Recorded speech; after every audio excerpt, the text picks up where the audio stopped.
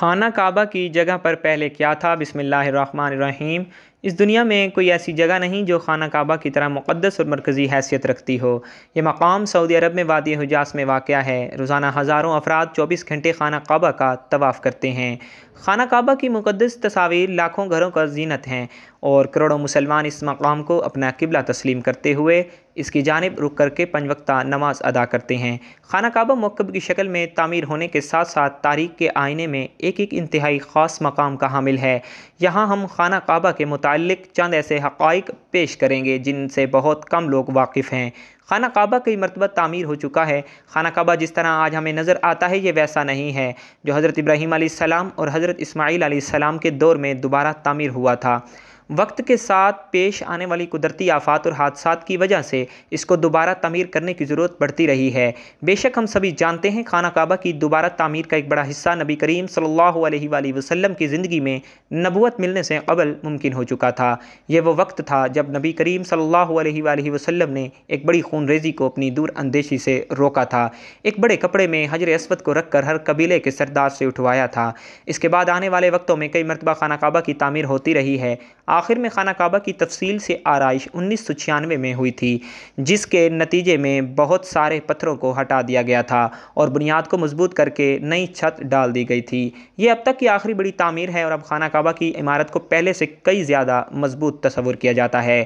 ایک زمانے تک خانہ کعبہ میں کھڑکی ہوا کرتی تھی۔ خانہ کعبہ کی جو شکل آج موجود ہے اس میں صرف ایک دروازہ ہے، کھڑکی نہیں ہے۔ خانہ کعبہ ہفتے میں 2 مرتبہ عوام کے لیے کھولا جایا کرتا تھا اور کوئی بھی خانہ کعبہ کے اندر داخل ہو کر عبادت کر سکتا تھا، لیکن موجودہ زمانے میں زائرین کی تعداد زیادہ ہونے اور دوسری وجوہات کی بنا پر خانہ کعبہ کو اب سال میں صرف 2 مرتبہ کھولا جاتا ہے اور اب صرف اعلیٰ شخصیات اور خاص مہمان ہی داخل ہو سکتے ہیں۔ لوگوں کو خانہ کعبہ کو ہمیشہ کالے رنگ کے اور سونے کے دھاگوں میں دیکھنے کی ایسی عادت ہو چکی ہے کہ ہم اس کو کسی اور رنگ میں دیکھنے کا تصور بھی نہیں کر سکتے۔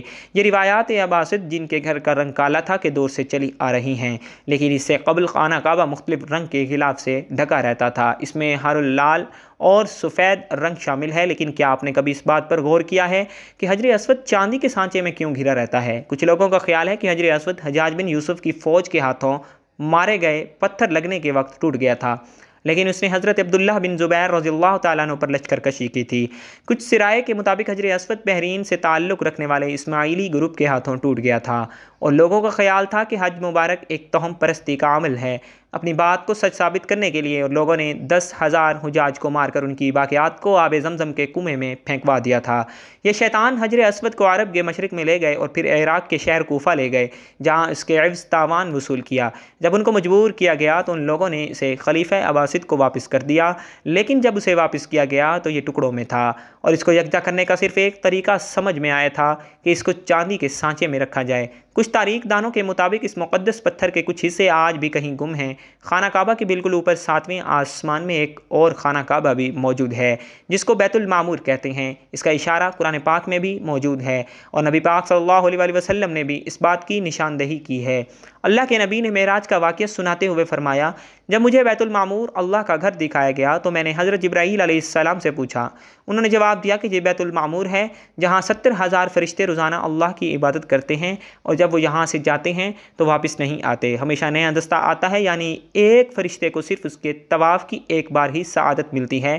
خانہ کعبہ کعبہ یا بیت اللہ مسجد حرام کے وسط میں واقع ہے، اہم اور دنیا کی سب سے مقدس ترین عمارت ہے۔ عرش میں جب اللہ تعالیٰ نے فرشتوں کو حکم دیا کہ انسان حضرت آدم علیہ السلام کو سجدہ کرے، پہلے انہوں نے انکار کیا، مگر شیطان کے بعد سبھی پریشان کہ خداوند کریم کی خوشنودی کیسے حاصل کی جائے۔ تب حکم الہی پر فرشتوں نے عرش کے نیچے 4 ستونوں پر قائم ایک خوبصورت بیت المعمور کے نام سے تعمیر کیا، تو اللہ نے فرشتوں کو اس کا طواف کرنے کا حکم دیا۔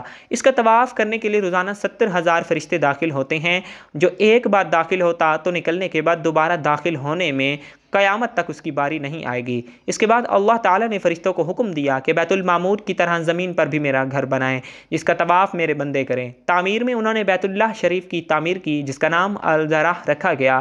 فرشتوں نے اس کا حج بھی کیا۔ حضرت آدم علیہ السلام جب زمین پر تشریف لائے تو عرض کیا، خدایا تسبیح اور عبادت کرنے کے لیے کوئی عبادت گاہ نہیں۔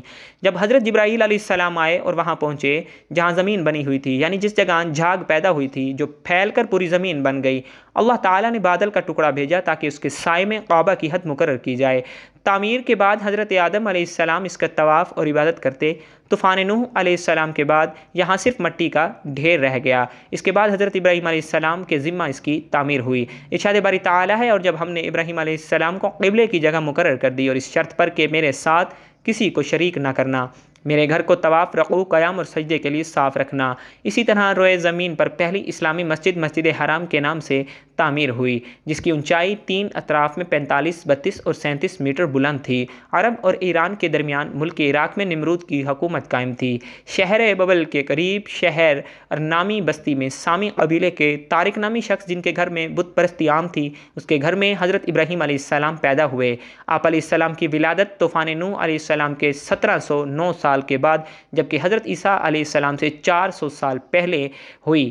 جب حضرت ابراہیم علیہ السلام کے بیٹے حضرت اسماعیل علیہ السلام فلسطین میں پیدا ہوئے تو آپ علیہ السلام حکم ربی سے اپنی بیوی حضرت ہاجرہ علیہ السلام کو لے کر اس جگہ پہنچے جہاں خانہ کعبہ کے کھنڈرات تھے۔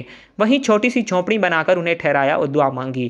حضرت ابراہیم علیہ السلام واپس چلے گئے۔ جب دوسری کے بعد تیسری مرتبہ حضرت ابراہیم علیہ السلام یہاں آئے تب حضرت ہاجرہ علیہ السلام کا وصال، جبکہ حضرت اسماعیل علیہ السلام کی عمر 20 سال ہو چکی تھی۔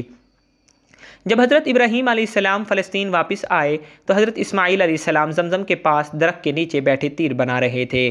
آپ علیہ السلام نے فرمایا، بیٹے، اللہ تعالیٰ نے حکم دیا ہے کہ میں اللہ کے گھر کی تعمیر کروں۔ خانہ کعبہ کی بنیادوں میں حضرت جبرائیل علیہ السلام نے مدد کی۔ یوں کعبہ کی تعمیر کا آغاز ہوا۔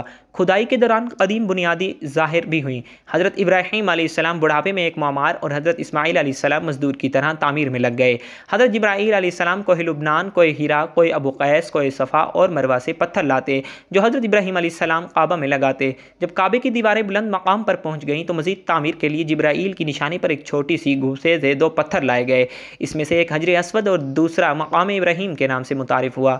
حدیث مبارکہ ہے کہ جب حجر اسود جنت سے اترا تو دودھ سے بھی زیادہ سفید تھا، مگر انسان کے گناہوں نے اسے سیاہ کر دیا۔ بخاری شریف۔ مقام ابراہیم کا پتھر بھی جنت کے یاقوت میں سے ہے۔ جیسے جیسے دیواریں بلند ہوتیں اسی طرح یہ پتھر بھی اونچا ہوتا جاتا تھا۔ اسی پتھر پر کھڑے ہو کر حضرت ابراہیم علیہ السلام نے حج کا اعلان کیا تھا۔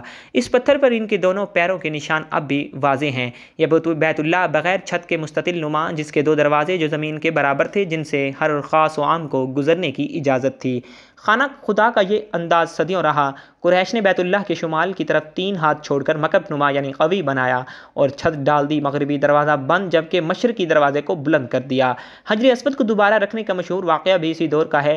مؤذن اسلام حضرت بلال حبشی رضی اللہ تعالیٰ عنہ کو خانہ کعبہ کی چھت پر سب سے پہلے اذان دینے کا شرف حاصل ہوا۔ خانہ کعبہ کی 3 ستون، 2 چھتیں اور 1 دروازہ ہے۔ کعبہ کے اندر رکن عراق کے ساتھ باب توبہ ہیں۔ اندر ایلومینیم کی 50 سیڑھیاں ہیں جو چھت تک جاتی ہیں۔ چھت پر 1.25 میٹر شیشے کا ایک حصہ ہے جو قدرتی روشنی اندر پہنچاتا ہے۔ کعبے کے اندر سنگ مرمر سے تعمیر اور قیمتی ہیرے لٹکے ہوئے ہیں۔ قدیم روایات کے مطابق ایک صندوق بھی ہے۔ کعبہ کی موجودہ عمارت 1996 میں تعمیر کی گئی، جبکہ توسیع کا عمل بھی جاری رہتا ہے۔ عمارت 14 میٹر اونچی، دیواریں 1 میٹر سے زیادہ چوڑی ہیں۔ اس کے شمال کی جانب نصف دائرے میں جو جگہ ہے اسے حتیم کہتے ہیں۔ اسی دیوار کے باہر طواف کیا جاتا ہے۔ کعبہ سے 13.25 میٹر مشرق میں مقام ابراہیم ہے۔ 1967 سے پہلے اس جگہ کمرہ تھا جو اب سونے کی جالی میں بند ہے۔ اس مقام کو مصلی کا درجہ حاصل ہے۔ امام کعبہ اس کی طرف سے کعبہ کی جانب رخ کر کے نماز پڑھتے ہیں۔ حجر اسود کعبہ کے جنوب مشرق میں تقریباً 2.5 فٹ قطر کے چاندی میں چڑھے مختلف شکلوں کے چھوٹے چھوٹے 8 سیاہ پتھر ہیں۔ کعبہ شریف کا طواف حجر اسود سے ہی شروع ہوتا ہے۔ مسجد حرام کے جنوب مشرق میں 21 میٹر فاصلے پر آب زمزم کا کنواں ہے جو 4000 سال قبل معجزے کی صورت میں کعبہ کے بے آب ریگستانی علاقے میں جاری ہوا۔ یہ سوکھ گیا تھا جسے آپ صلی اللہ علیہ وسلم کے دادا عبد المطلب نے خدا کے حکم سے دوبارہ کھدوایا۔ 1953 تک تمام کنوؤں نے پانی ڈھول کے ذریعے نکالا جاتا تھا۔ کعبہ کے دروازے کو باب کعبہ کہتے ہیں جو زمین سے 2.3 میٹر بلند ہے۔ خانہ کعبہ کے جنوب مغربی کونے کا نام رکن یمانی ہے۔ آپ صلی اللہ علیہ وسلم کے مطابق یہ رکن اور حجر اسود دونوں جنت کے دروازے ہیں۔ غلاف کعبہ کی ابتدا بنی اسرائیل نے کی تھی۔ وہ ہمیشہ سیاہ رنگ کے ریشم سے تیار اور سال میں 1 مرتبہ تبدیل کیا جاتا ہے۔ سعودی حکومت نے اس کی تیاری کے لیے الگ کارخانہ قائم کر رکھا ہے۔ باب کعبہ اور حجر اسود کے درمیان دیوار کا حصہ ملتزم کہلاتا ہے۔ یہ بیت اللہ کے وہ مقام جہاں دعائیں قبول ہوتی ہیں۔ ملتزم کو بہت اہمیت حاصل ہے۔ لوگ اس سے سے لپٹ لپٹ کر دعائیں مانگتے ہیں۔ کعبہ کی چھت پر لگے پرنالے کو میزاب رحمت کہتے ہیں۔ یہ پرنالہ سونے کا بنا ہوا ہے۔ حضرت آدم علیہ السلام، حضرت حوا علیہ السلام اور حضرت جبرائیل علیہ السلام کے بعد حضرت شیشہ علیہ السلام نے خانہ کعبہ کی تعمیر کی، جو طوفان نوح علیہ السلام تک قائم رہی۔ پھر حضرت ابراہیم علیہ السلام کے بعد بنو ابراہیم نے تعمیر کی۔ اس وقت شدید بارشوں کی وجہ سے اس کی دیواریں بوسیدہ ہو گئی تھیں۔ بیت اللہ کی تعمیر کا شرف قوم عالقہ کو بھی حاصل ہے۔ قصاب بن قلاب جو حضور نبی اکرم صلی اللہ علیہ وسلم، انہوں نے تقریباً 300 سال سے قائم بنو غزہ کی اقتدار کو اکھاڑ پھینکا۔ ان کا بہت بڑا کارنامہ خانہ کعبہ کی تعمیر ہے۔ قریش میں وہ پہلے شخص تھے جنہیں یہ سعادت حاصل ہوئی۔ انہوں نے کعبے کی چھت میں کھجور کی لکڑی اور شاخیں استعمال کی۔ جب حضرت محمد مصطفیٰ صلی اللہ علیہ وسلم کی عمر 35 سال تھی، اس زمانے میں خانہ کعبہ کی اثر نو تعمیر قریش کی تعمیر کو ایک صدی بھی نہ گزری تھی کہ مشہور صحابی رسول حضرت زبیر رضی اللہ تعالیٰ عنہ کے صاحبزادے حضرت عبداللہ نے اسے دوبارہ تعمیر کروایا۔ خلیفہ عبد المالک بن مروان کے زمانے میں حجاج بن یوسف نے خلیفہ کو لکھا کہ عبداللہ بن زبیر نے بیت اللہ کی تعمیر قریش کی تعمیر سے ہٹ کر کی ہے۔ خلیفہ کے حکم پر حجاج نے کعبہ کو دوبارہ اثر نو تعمیر کروایا۔ اس تعمیر کے 1 سال کے بعد مکہ میں شدید بارش اور یالہ باری نے سیلابی صورتحال پیدا کر دی، جس سے کعبہ کی دیواریں میں دراڑیں پڑ گئیں۔ تو سلطان مراد خان شاہ قسطنطنیہ کے حکم پر جمادی الاول 1040 ہجری کو تعمیر کا آغاز ہوا، جو 6 ماہ تک جاری رہا۔ سوائے حجر اسود کے تمام عمارت دوبارہ تعمیر ہوئی۔ اندر سنگ مرمر کا فرش انتہائی نفیس مخملی چھت گری لگائی نفیس سیاہ ریشم پردہ جس پر کلمہ طیبہ اور نیچے سلطان کا نام تھا۔ آخر میں سعودی فرما رواں شاہ فود نے خانہ کعبہ کی تعمیر شروع کرائی۔ اس کے ساتھ مسجد الحرام کی تاریخ کی توسیع کا منصوبہ شامل ہوا۔ اس منصوبے سے کعبہ کے شمال مشرقی اور شمال مغربی حصے میں 4 لاکھ مربع میٹر سے زائد جگہ کا اضافہ ہوا۔ ابھی تک مزید توسیع کا کام جاری ہے، جہاں اس وقت دنیا بھر سے لاکھوں افراد حج مبارکہ کی سعادت حاصل کر رہے ہیں۔ آج خانہ کعبہ کی اونچائی 15 میٹر ہے، تاہم اس کی چوڑائی ہر جانب مختلف پیمائش رکھتی ہے۔ مغربی جانب اس کی چوڑائی 12 میٹر 11 سینٹی میٹر ہے، مشرقی جانب اس کی چوڑائی 12 میٹر اور 84 سینٹی میٹر ہے۔ جنوبی جانب خانہ کعبہ کی چوڑائی 11 میٹر اور 52 سینٹی میٹر اور شمال کی جانب 11 میٹر اور 20 سینٹی میٹر ہے۔ خانہ کعبہ کی موجودہ شکل بھی وہ نہیں ہے جس شکل میں یہ حضرت ابراہیم علیہ السلام کے ہاتھوں تعمیر ہوا تھا۔ مختلف زمانوں کے دوران بیت اللہ نئے سرے سے تعمیر کیا گیا۔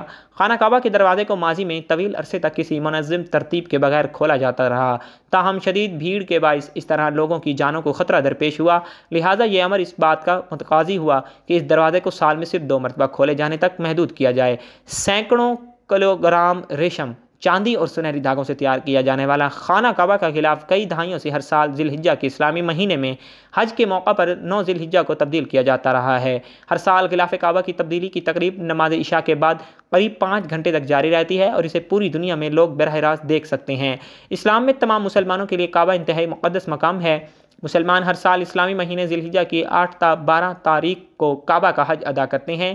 غلاف کعبہ کی تیاری کے لیے قائم کردہ قصوہ کارخانے میں 200 ماہرین اور منتظمین کام کرتے ہیں۔ ان تمام کا تعلق سعودی عرب سے ہے اور وہ اپنے شعبے کے ماہر اور اعلیٰ تربیت یافتہ ہیں۔ غلاف کی تیاری کا کام 8 ماہ میں مکمل ہوتا ہے۔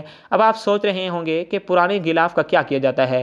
پرانے غلاف کعبہ کو اتار کر اسے چھوٹے چھوٹے ٹکڑوں میں کاٹ لیا جاتا ہے اور سعودی عرب کا دورہ کرنے والے مسلمان ملکوں کے رہنماؤں کو بطور تحفہ یہ ٹکڑے پیش کیے جاتے ہیں۔ کئی نجی اور ویب سائٹ بھی انتہائی مہنگے داموں اس غلاف کے چھوٹے چھوٹے ٹکڑے فروخت کرتی ہیں۔ اللہ پاک ہمیں بھی اپنے گھر بیت اللہ شریف کی زیارت اور حج و عمرہ کی سعادت نصیب فرمائے، آمین ثم آمین۔ ناظرین، کمنٹ باکس میں اللہ تعالیٰ کے اور اللہ کے پیارے محبوب صلی اللہ علیہ وسلم کے 99 ناموں میں سے ایک نام کو ضرور ٹائپ کیجیے گا۔ والسلام۔